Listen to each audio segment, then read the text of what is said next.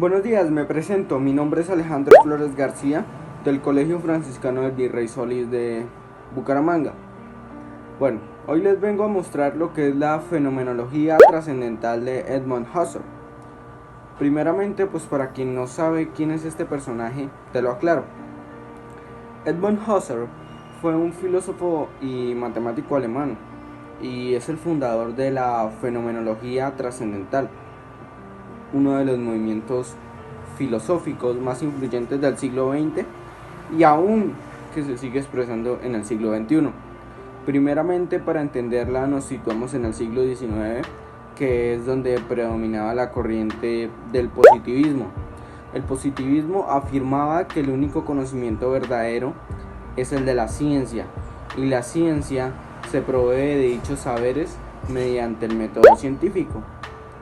Pero a finales del siglo XIX e inicios del XX, llega el buen Edmund con su nueva doctrina. ¿Cuál es esta doctrina? La fenomenología. ¿Y qué es la fenomenología?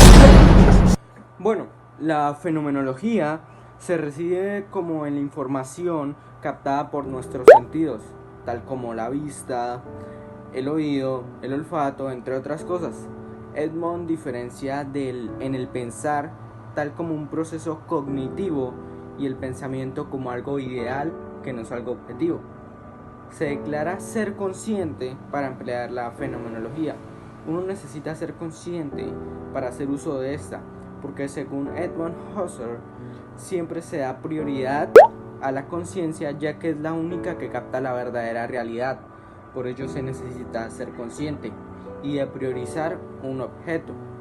Ya con solo ese punto empleamos esa corriente filosófica que nos llevaría a la siguiente parte, que sería la trascendencia.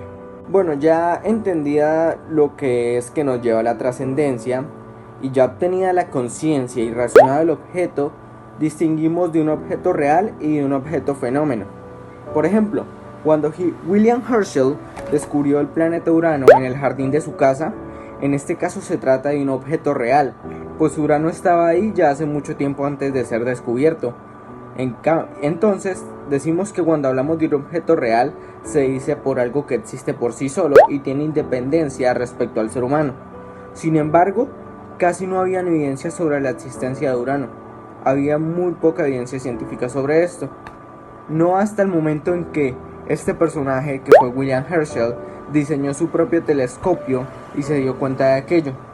Esto permite referenciar que Urano, un objeto tal descubierto por los seres humanos y por el cual razonamos, aparece en 1781. Ahí diferenciamos el ser de una cosa, en este caso de Urano, y ahí entendemos un objeto real como una cosa independiente del ser humano y un objeto fenómeno como algo que aparece ante nosotros.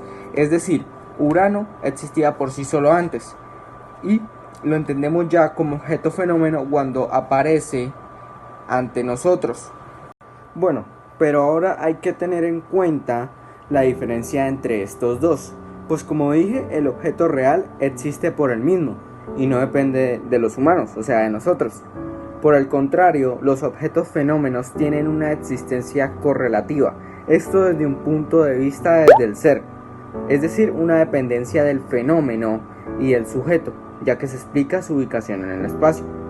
Por ejemplo, si William no hubiera mirado justo esa parte en el espacio, no hubiese descubierto Urano. Por ende, el objeto fenómeno es dependiente de los humanos o de sus acciones. Sin embargo, desde el punto de vista del saber, o sea, del conocimiento, nos dice que el objeto real depende de muchas cosas, ya que pues no se sabe si uranio existía antes de ser visto por primera vez. Pero esto pues se da por supuesto dado a las leyes de la física que existen hoy en día. En cambio, en el objeto fenómeno es el que se nos aparece adelante, donde la evidencia es directa. ¿Sí? William pudo mirar el telescopio en su jardín y directamente ver uranio, sin tener dicha intención. Este se le conoce como fenómeno puro, ya que fue algo que se dio ante mí y donde no hay supuestos. Bueno, ahora podemos distinguir el yo puro del yo humano, dando por hecho que el yo puro es el objeto fenómeno y el yo humano es el objeto real. ¿Por qué esto es así? Pues primero, el yo humano es el ser de uno que formó parte del mundo y que pues probablemente siga formando, obviamente, y que se encuentra ubicado en cualquier lugar del espacio. En cambio, el yo puro es aquel que no es ningún objeto, sino que es la incidencia con el objeto que se me aparece. Sí, es la incidencia del ser humano con las cosas mediante el sentir, el recordar, el imaginar, el pensar, entre otras cosas. En fin, el yo puro es donde todo fenómeno se da originalmente.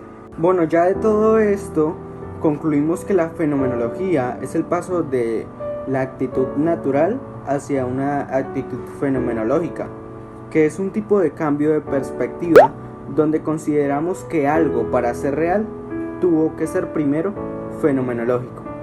Por ello es curioso saber que uno lo aplica en su día a día. Bueno, espero que les haya gustado el video y que entendiera todo de la mejor manera. Chao.